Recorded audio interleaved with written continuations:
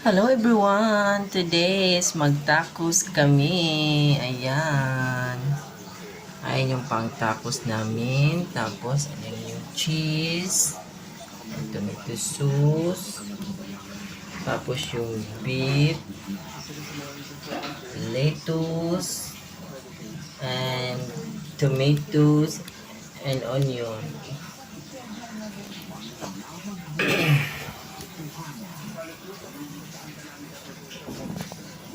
Onion and tomato. Lettuce. And carne. Not that Rose nutrients can slow down bone growth. Using Signature Plus with more growth nutrients versus regular milk to support strong bones and 1.5 times faster growth and increase.